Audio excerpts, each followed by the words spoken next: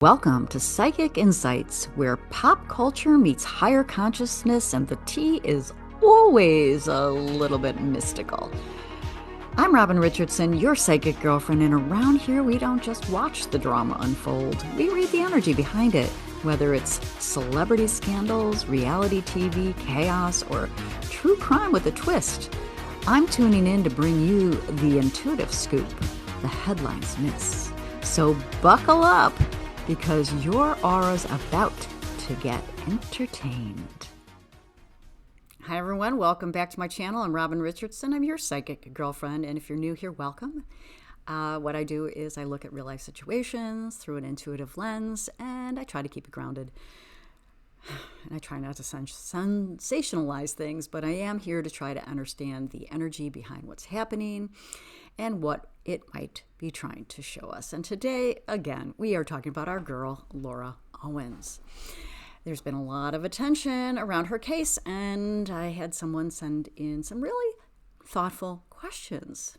And I pulled my cards, but I also took a look at her astrology. So we're going to walk through this together, so don't worry. And if you could do me a solid, like and follow, subscribe, do all that stuff. And if you would like to comment, make sure it's kind. All right, so let's look at what the patterns are telling us. And I'll say this up front, the spread from these questions don't overall feel chaotic. They actually feel pretty structured. So the first question that was asked is, will the trial proceed in July or will there be delays? And interesting enough, I pulled Sun, Man, and Rider. Okay, Sun, and then we'll talk about each one. Okay, Man too. All right, so, and this is actually one of the clear answers I got to the questions that were asked, because Sun is clarity. Remember, it's exposure, it's things being seen. The Man usually represents a key male figure. So this could be a judge or an attorney, someone central to how this unfolds. And the Rider is, whoops, where's my Rider? Goodness gracious. The Rider is movement, news, and progress. So when we put it all together, it doesn't feel like the energy is stalled, but it feels like something moves forward, or at the very least, something becomes very visible and confirmed around that time. Now, does that mean everything goes perfectly, exactly on schedule? Not necessarily. But energetically, this is not stuck energy. There is movement, there is visibility, and something progresses. All right, so then the second question was, is this a closing chapter or will there be more legal issues? And so interesting, if you've been following the cards, you'll be interested to know I pulled Letter, Tower, and Coffin.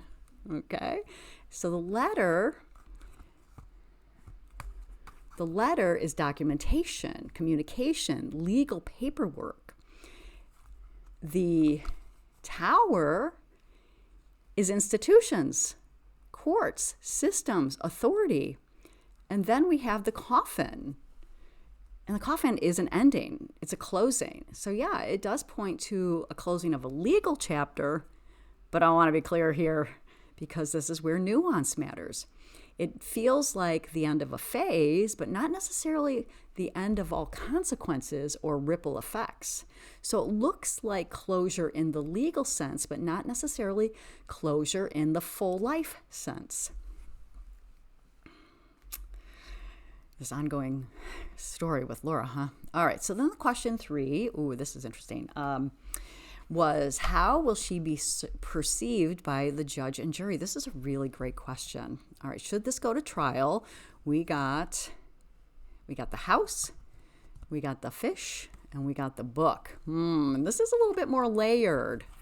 Okay, so we got the house, and the house is character, foundation, who you are at the core. The fish can be an emotional overflow, things that feel inconsistent or hard to contain. And the book is, I'm not doing a great job of showing you these cards today. Okay, the book is what's hidden or not fully or what's not fully understood. So this doesn't come through as clean, grounded perception. It feels like questions or things not fully adding up. And something about the presentation or story feels unclear. So this doesn't feel like she's being seen completely, clear or stable, but it feels like there are questions and not everything lands fully as credible, which we would expect, right? From what we've seen. Okay, so then question 4 was any last minute developments or surprises? Okay, I love that question. Very thoughtful questions. So thank you so much for sending them. All right, we got garden, we got fox, and we got stork. And this is a yes. This is a yes. Which we would not be surprised by, right? The garden is public visibility, what people see. The fox is strategy, sometimes manipulation, sometimes calculated, and the stork, where's my stork? And the stork is change. So it feels like a shift in strategy, something being repositioned either publicly or legally, and it's a calculated adjustment. So it doesn't feel like a random surprise, but it feels like a strategic change in how something is presented. So look for that. I'm not even sure which side that would be, though. So could be her side, could be the state side. Okay. So question 5 is, will justice be served? And what we got was cross, key, and lily. And this is the most powerful part of the spread, because we know the cross is burden, karma, something that has to be carried. The key is truth, resolution, what is meant to be revealed. And the lily is wisdom, maturity, and moral outcome. So yeah, justice is served. But this is not light, quick, or satisfying justice. I've mentioned this before several times, especially early in my episodes. Like, I just felt like the public is not going to be all that satisfied with it.